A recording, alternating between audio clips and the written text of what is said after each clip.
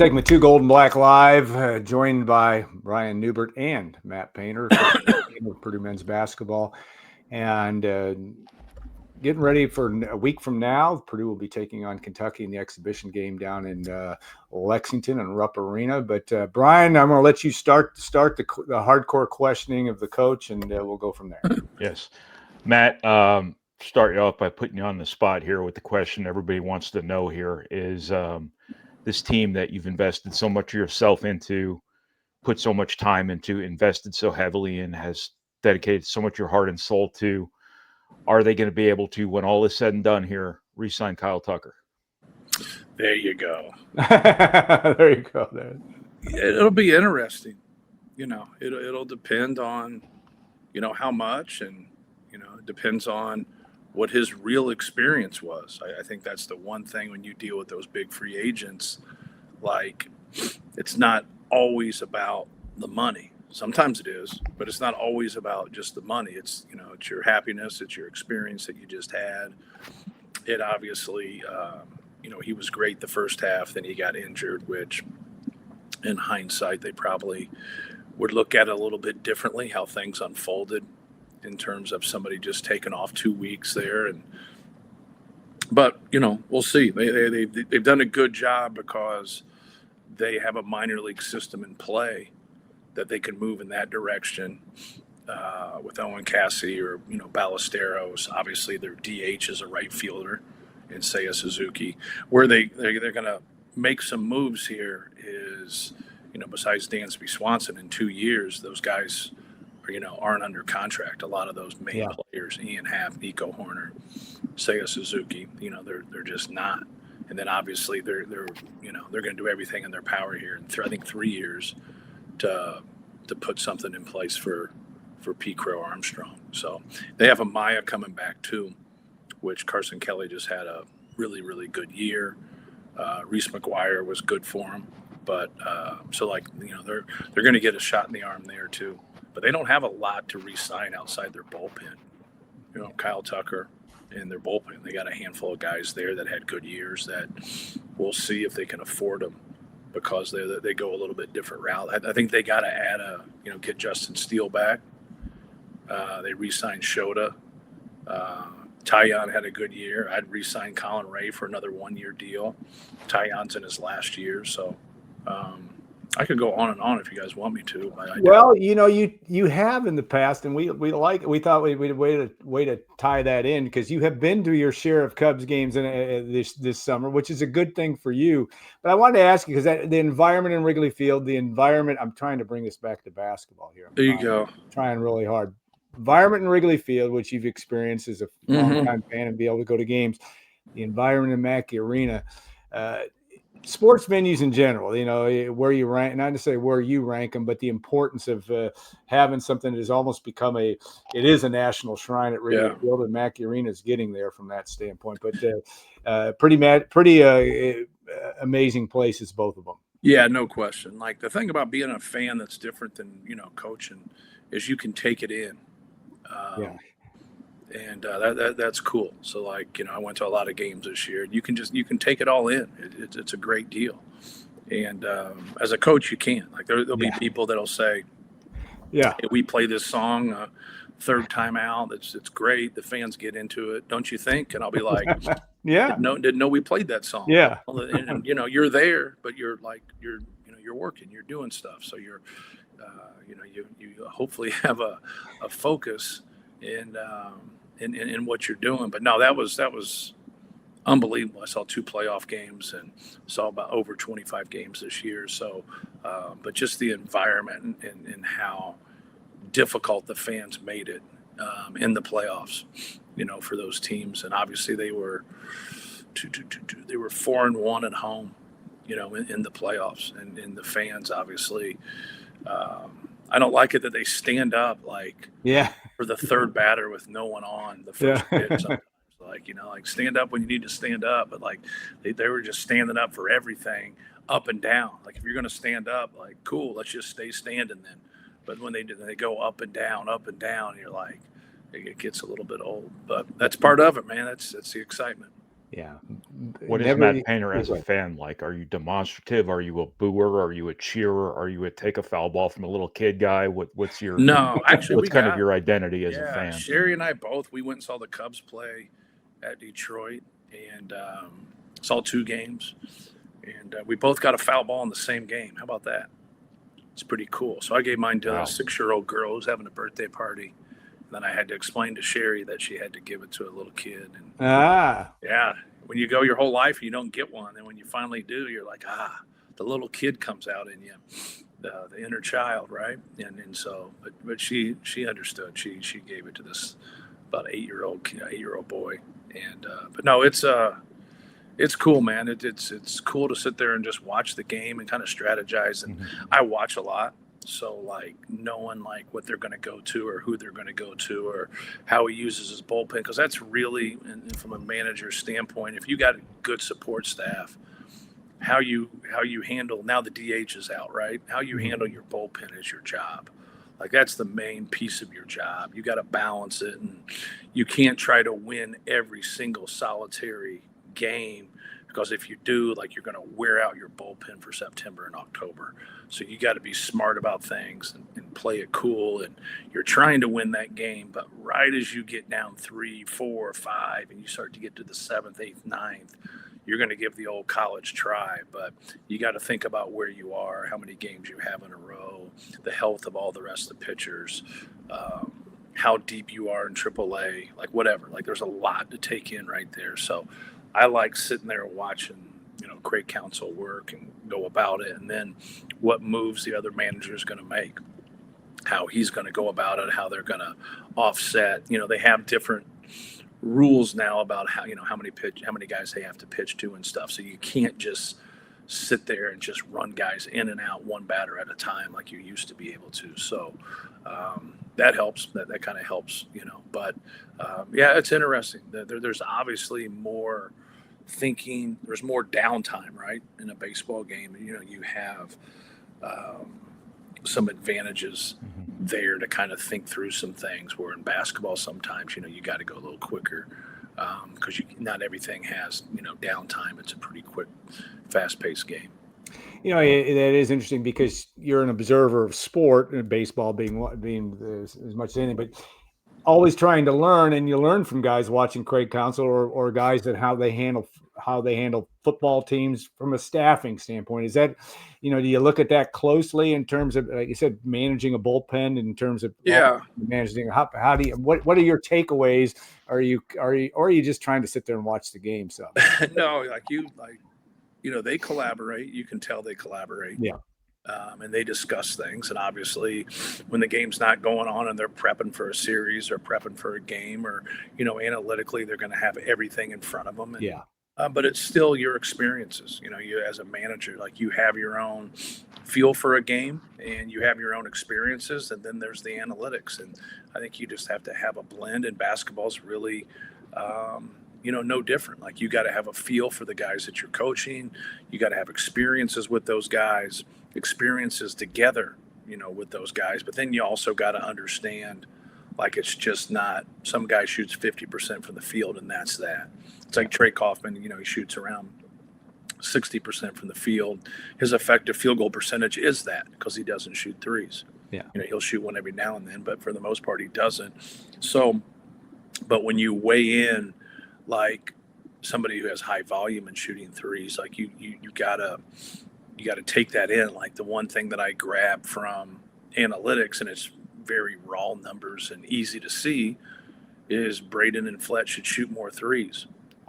And, like, if you go just look at that, when those guys shoot 40%, that's equivalent, to, like, what guys get from 2. Like TK, it's kind of crazy, because, like, people just don't shoot 60% from 2, right? But he does. And those guys shoot 40%, from 3, and that's equivalent. That's the same. That's how it stretches out. So, but once you start dipping in those areas, and it really kind of comes down to getting long twos, shooting pull-ups, when it's not a low clock. But you also got guys like CJ Cox and Fletch that can make just a straight up pull up. Braden can make a straight up pull up.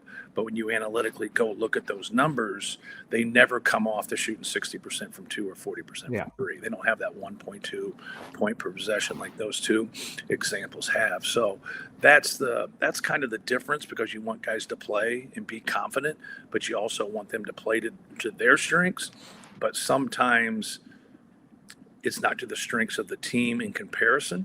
So like that's where it gets a little foggy and gray. I'm a believer in taking good shots, and some people want to work it and make that good shot a great shot. But when you face elite people, the reason I'm that way is that good shot might be the best shot you can get. And I know that we can't rebound your turnover. And so if you take a good one, the definition of good is that, you make it, right? You make it, X percent of the time, whatever that might be, whatever you consider good. But if you're taking a good shot, there should be good rebound balance. Now we got a better chance to offensive rebound. So that should be a positive play. So take that and feel good about it.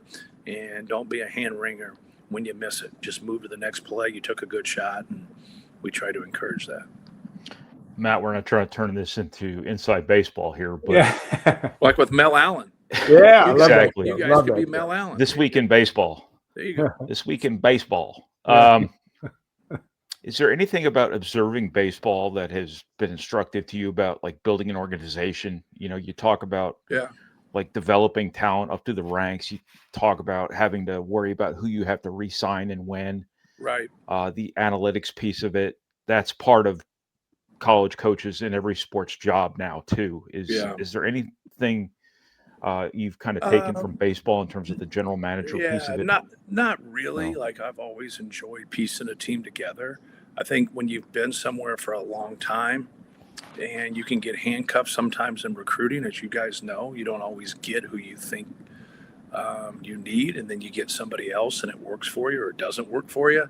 I think there's an advantage to being somewhere for a long time, because you just have kind of 3 buckets, right? The bucket that didn't work, the bucket that absolutely worked, and then the gray area. And the gray area has to do with each individual player that you've had that's somewhere in between that could have got affected by other things. Injuries, who else was on the team? Like Zach Edey affected some guys in our front line in their careers, really affected them. And rightfully so. I wasn't going to take him out of the game. And so I think looking at different sports and kind of looking at the one thing that I think, do better than anybody is we're organized. Yeah. I don't think we know more than anybody else. A lot of people will see like what we run and what we do, and PJ's done a great job of running our offense, and we really tilt it towards our personnel. But at the end of the day, we steal a lot of it and we package it into our stuff. But it's still, we still stole it. We didn't invent what we're running. And people will be like, oh man, Purdue runs like, that's Purdue stuff right there. That's what they run. Like, well, I guess you can call it that because we've packaged it into how we set up, but it's not ours and we didn't invent it. Somebody else did. So like, I think the collaboration is important. The one thing that happens, I think, a lot in professional sports is you see a lot of people wanting to move up the ladder, right? And rightfully so. Coach Katie talked about it, about being a company man. Like you always do what's best for the company. And sometimes you'll have that splinter off in organizations, not sometimes, a lot of times, to where you have to be able to take in with an organization. You got to be able to take in everybody's input and then be able to come to what's best for the organization.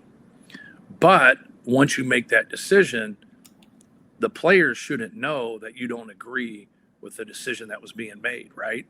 But you still got the floor to say why you think you should take a certain player or why you think you should handle something in training different, whatever it might be.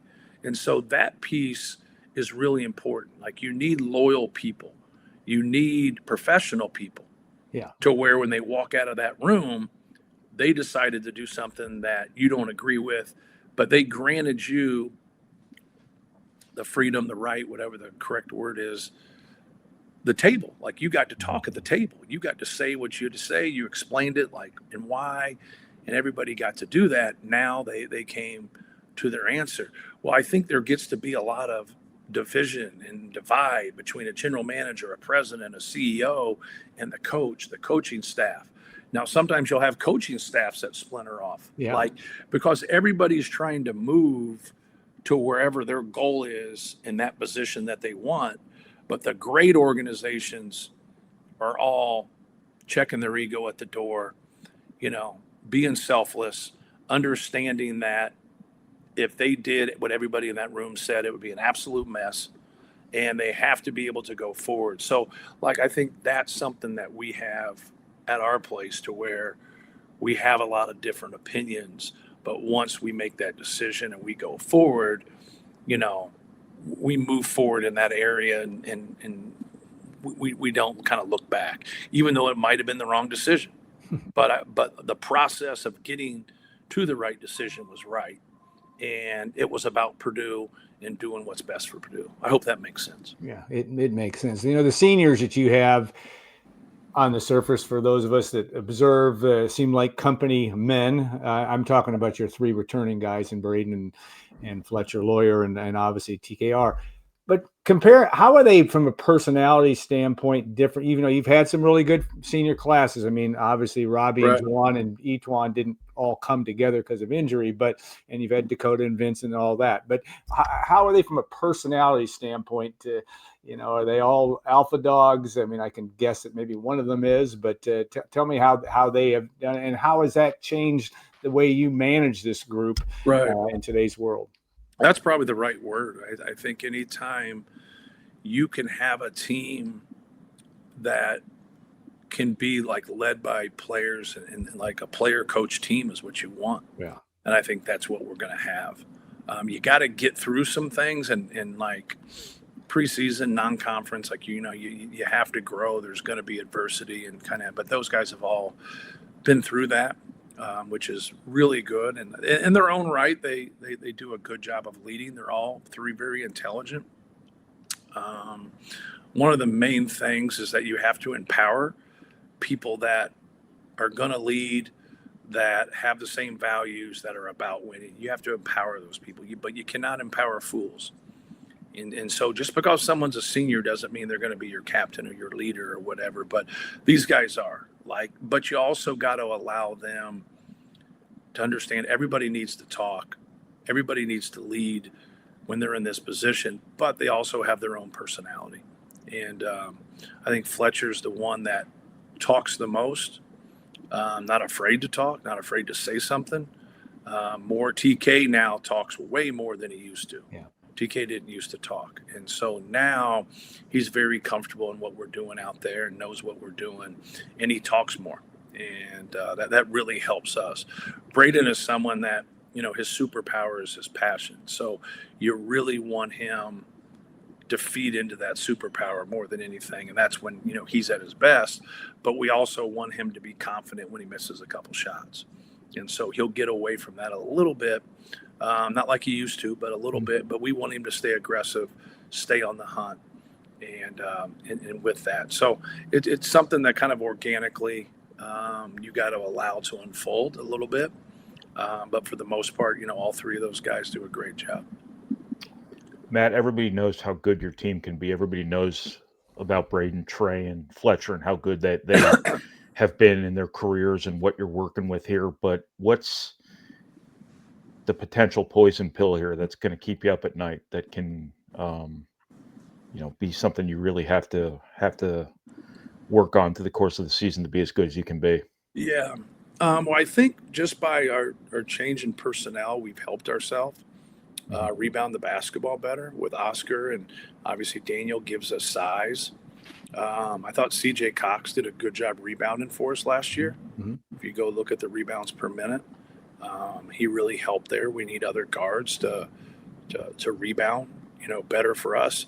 TK says he's going to rebound better at the 4, so we'll take him at his word. But I think some of the matchups he had last year, where he just dominated people offensively, he didn't always dominate people when shots went up, just because he was giving up, 3 inches, 40 pounds sometimes to some of those big centers. That was a little bit harder for him. So hopefully he's, can rebound the basketball more. So I would say rebounding, more than anything. I like our ability to outlet the basketball and push the basketball and be good in transition. So we're excited about that piece of it. And then just our overall team defense, those two things, because if you're trying to win 6 games in the NCAA tournament, the law of averages says you're going to have 1, 2, maybe 3 games. You wouldn't like to say 3 games, but 1 to 2 games to where you don't shoot the ball well, just by average, right? You would just say hey, if we took any 6 games during the season in a 6-game stretch, you wouldn't say hey man, we shot over 55% in all 6 games. We shot over 40% from 3 in all 6 games. That wouldn't be realistic. So when those games happen, which obviously you don't know when those games are going to happen, can we have fewer turnovers, more rebounds, and be great on defense where we grind it out? And that's part of it. That's part of experience. That's part of understanding. But those are the 2 areas that I would say. And our offense has got to help those areas. If we don't turn the ball over and we take good shots, that's really going to help us set our defense. All right, the light is at the end of the tunnel here. We got one more question each. So, Brian, you get to think of your last one. My question's on managing change and this wonderful world of college athletics that's changing in all areas. It seems like every 5 minutes. What have you learned? You've had to deal with that. Your career's evolved, things change in your coaching life. But what's your message to people as you can, and your staff, your team about there's nothing more uncertain than certainty, or the other way around? How have you continued to evolve in that world of managing change in the world we're in now? Yeah, I don't really deal with anything a whole lot different. If rules change or situations change, you kind of roll with it. You can still find guys that fit at Purdue, no matter what the rules are. Don't let them handcuff you. You're saying, well, you got to have X amount of money. You got to have this. You got to have this agent. You got to have this. No, you don't. I understand it's harder. I understand it's more difficult, but just understand the score. The rules are, whether you like the rules or you don't like the rules. And right now, what's frustrating is there's such uncertainty. That's what's tough right now, is just the uncertainty. But no matter what shakes out, the rules are for everybody. So especially for the ones that abide by them. So we don't recruit against the people who cheated before. So that's what's kind of a misnomer there. That's where we really took off, because we stopped trying to recruit against those people because we're not going to get those people. And so now where we've unfolded in the last 10 years, if you look at the quality of players that we've had, people say, well, now you guys have done well. Now you can go even get a better player. And I'm like, no. I don't want a better player. I want the players that we've got. I want to keep getting the players that we've got, because that's proven to work. And so a lot of times people will shift their thinking when they shouldn't be. They should, for us, it's production. So we need to recruit players, and you got to project. So it's a little dicey, and we all know recruiting's an inexact science, but keep recruiting production, keep recruiting substance, keep recruiting that balance. And more times than not, that'll work for you, especially when you're getting a skilled player. Matt, just the last thing. Do you feel like this team right now can win the national title, and how overt are you about talking about it? No, we've talked about it. It's not something we obsess about, but it's, we definitely have talked about it. But you more or less are talking about the things that are going to help you do that versus actually talking about it. You gotta make strides in October from a basketball standpoint.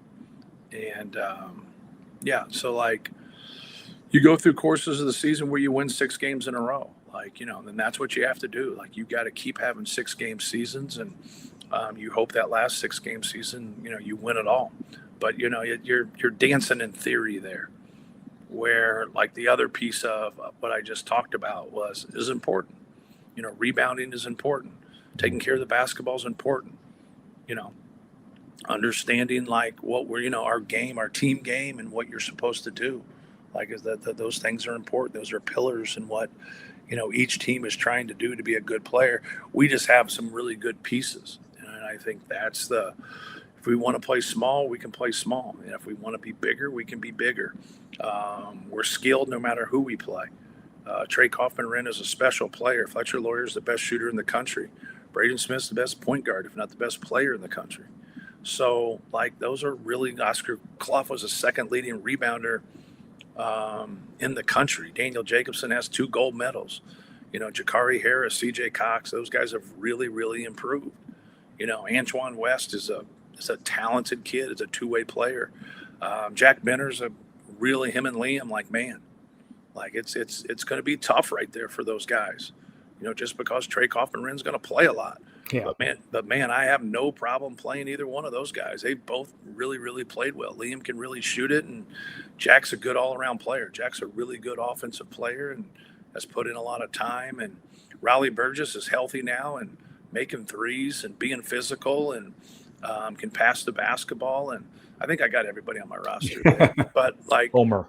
Yeah, Omer. There you go. Yeah, how about that guy Omer? Yeah, he's a good player, man. Like he can, helping him kind of play multiple positions here when he's been a ball dominant player, and he can get to his pull up, he can get to the basket. He's got good athleticism, good frame to him. We're going to help him become a two-way player. That's what he needs to do. Here, to be a really, really good pro. Play 2 positions, guard 2 positions, but like we're very fortunate to have him. And but yeah, I like all of our guys. We have good walk-ons. We have good staff. Like it's across the board. Like you're only as strong as your weakest link, and we're pretty strong. Yeah. Well, Coach, thanks so much for your time as always, and we wish you well throughout the course of the year, and